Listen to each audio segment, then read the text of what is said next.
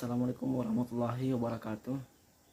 Perkenalkan, nama saya Wahyudin, Fakultas Ilmu Komputer jurusan Teknik Informatika di Universitas Tomoka Kamamuju.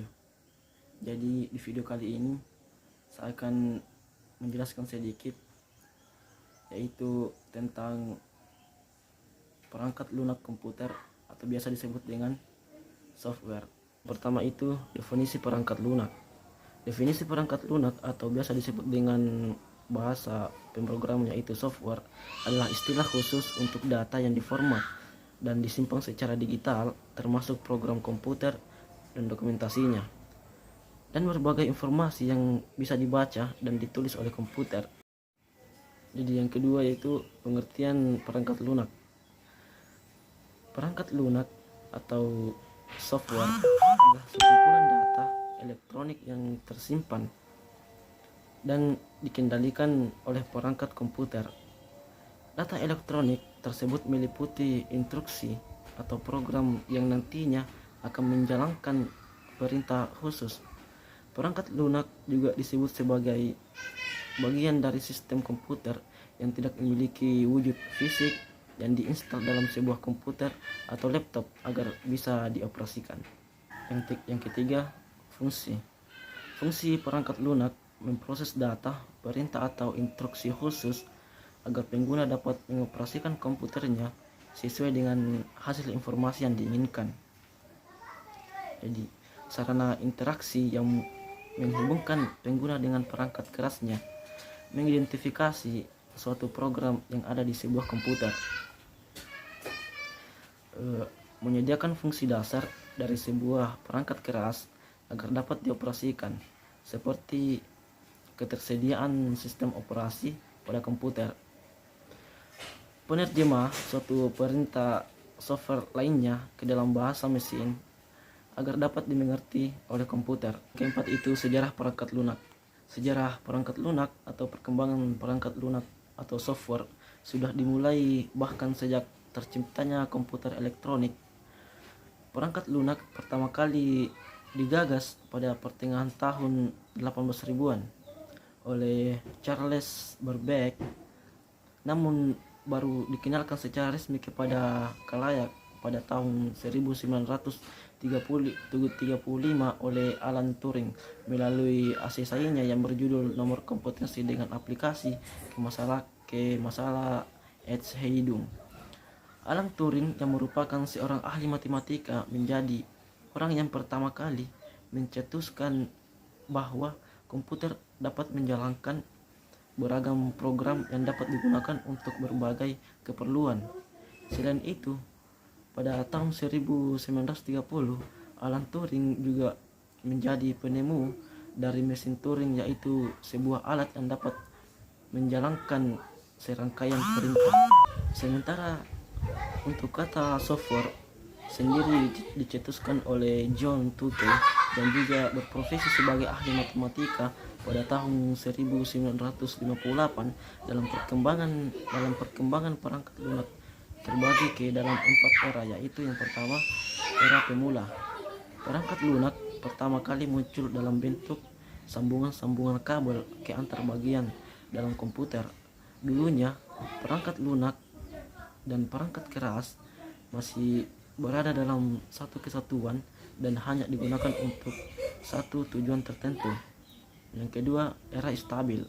Pada era ini, perangkat lunak sudah dapat digunakan untuk berbagai macam fungsi sehingga tidak dipakai oleh kalangan peneliti dan akademi saja, namun juga industri dan perusahaan. Selain itu, pada masa ini juga mulai diterapkannya sistem basis data yang mampu memisahkan data dengan program. Jadi yang ketiga itu era mikro. Perkembangan perangkat lunak di era mikro dapat dilihat dari perubahan software yang terbagi menjadi dua, yaitu perangkat lunak sistem yang menangani internal komputer dan perangkat lunak aplikasi yang dapat digunakan oleh pengguna secara langsung sesuai kebutuhan dan tujuan tertentu. Yang keempat, era modern. Selanjutnya, pada era modern, perangkat lunak sudah berkembang menjadi sangat canggih dan modern. Di masa ini, perangkat lunak sudah mengenal input dalam bentuk suara maupun gambar, serta distribusinya ada yang berbayar dan ada pula yang gratis. Jenis-jenis perangkat lunak.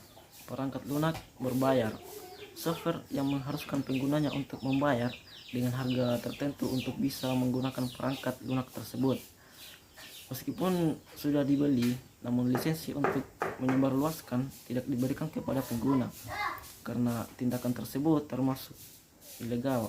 Contoh software berbayar adalah Adobe Photoshop, Microsoft Office, Microsoft Windows, dan sebagainya.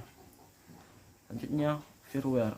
Perangkat lunak ini gratis dan dapat digunakan tanpa batas waktu tertentu.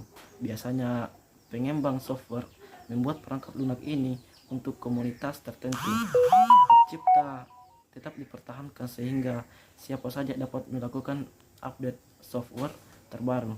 Contoh software freeware adalah Google Chrome, Mozilla Firefox, dan sebagainya.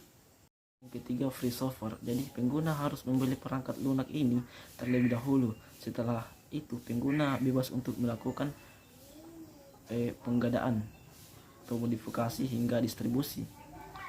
Selanjutnya, shareware. Perangkat lunak yang dibagikan secara gratis untuk keperluan tertentu, biasanya sebagai uji coba dengan fitur terbatas dan waktu penggunaan dengan waktu yang terbatas, biasanya 15 atau 30 hari. Shareware dibagikan secara gratis untuk memberikan pengguna kesempatan untuk mencoba menggunakan program sebelum membeli lisensi versi lengkap dari perangkat lunak tersebut. Selanjutnya, malware. Perangkat lunak ini dianggap sebagai perusak sehingga bisa berbahaya jika disalahgunakan. Tujuan perangkat lunak ini untuk menyusup bahkan merusak sistem jaringan komputer. Open source software. Perangkat lunak yang bersifat terbuka sehingga kode sumbernya dapat dipelajari, dimodifikasi, ditingkatkan dan dipersebarluaskan. Perangkat ini biasanya diperoleh secara gratis dan digunakan oleh komunitas tertentu. Untuk dikembangkan dengan lisensi GPL atau General Public Lisensi, contoh perangkat lunak ini adalah Linux yang fungsinya setara dengan Microsoft Windows. Selanjutnya, firmware. Perangkat lunak penyimpanan yang hanya dapat dibaca atau memori read only. Software ini bersifat paten sehingga tidak bisa dilakukan modifikasi atau pengembangan meskipun terdapat masalah dalam fungsinya. Biasanya firmware telah menyatu dengan perangkat keras sehingga dianggap bukan perangkat lunak seutuhnya.